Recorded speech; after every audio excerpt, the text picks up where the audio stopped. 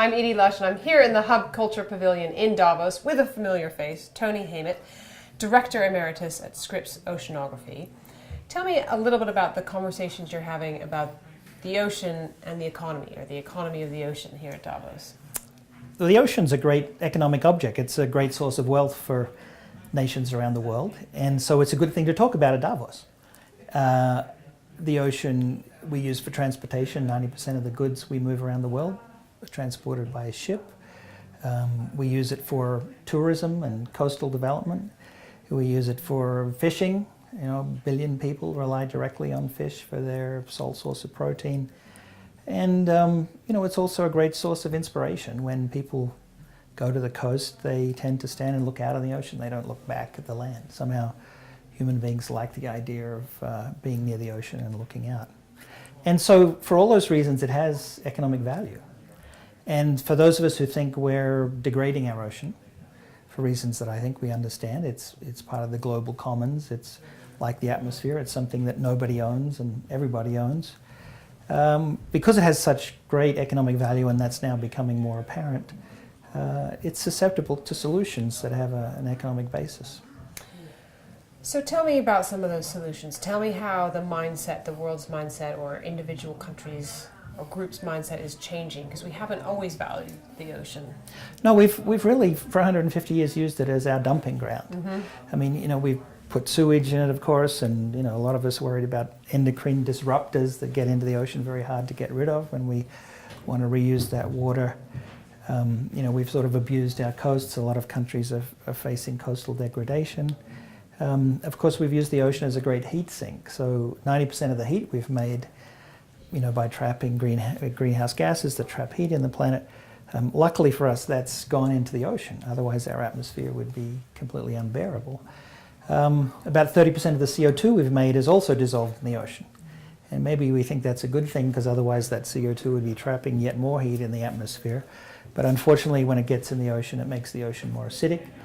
It means that anything that makes a calcium carbonate shell has more and more work to do to make that shell. And if we keep going another couple of decades, maybe even little things like pteropods, ocean snails that fish eat will start to dissolve. That's the future ocean. And of course, there's plastic. You know, ever since we invented plastic, very clever human beings that we are, some of it's got into the ocean. It looks like ever since the 1930s, it's still there. You know, it's smashed into little pieces, you know, smaller than half the size of your fingernail, but it just stays there. It just accumulates in these swirls or gyres, the vortices of the ocean.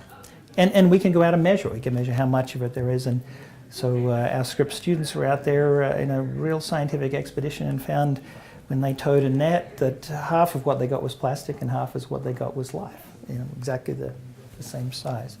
So there's, you know, we've been using it. It's sort of been that over-horizon problem. Mm-hmm. And I think now a lot of people realize this is a dumb thing to do. Probably 60-70% of our fisheries are fully fished or overfished.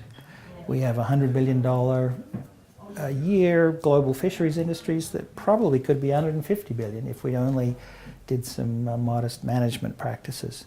So it's interesting that I don't see the action coming from groups of government. Mm-hmm. You know, I'm someone who, you know, worked hard for Rio +20, but, you know, it was a complete failure. Right. Our paragraphs that we labored over so long in New York and build a consensus for countries around the world, they got washed away at 2 a.m. in, you know, the Great Compromise.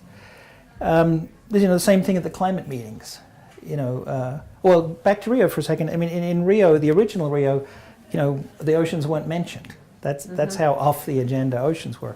Although we're 71% of the planet, there's no politician who's appointed or elected to represent the oceans. They're all, as we say, representing dirt and the people on that dirt. Mm-hmm. So in most countries, especially in democracies, you see politicians are arguing for farm subsidies and, you know, looking after the terrestrial part of the planet. And it's just difficult because there's really nobody out there who's making the case for the oceans. So give me some cause for hope. Where are we? Well, it's interesting that we're seeing leadership from the business community, because they get it. They get it as an economic object, and they see even in their business horizon that things are running downhill. So here in Davos, it's the food distribution companies like Metro in Europe who see that if they could guarantee to their customers that the fish they're selling is a certain number of days old, make sure that it's the species that they say that it is, that will add value and the customers will appreciate that value. And so they're the ones taking the leadership role. We, of course, have lots of scientific data to back them up. And then, really they'll force the governments to follow. And, when I look back on the last 5 or 8 years or so, I think there are many examples like that, where it's actually the business community who are the guys who are switched on and understand that there's power in their consumers. And, this extends to China and India as much as, Europe and North America. So I think that's the reason for optimism. We have to end on a note of hope, so we'll leave it there. Thank you very much, Tony, for stopping into the Hub Culture Pavilion in Davos, and I'm Edie Lush.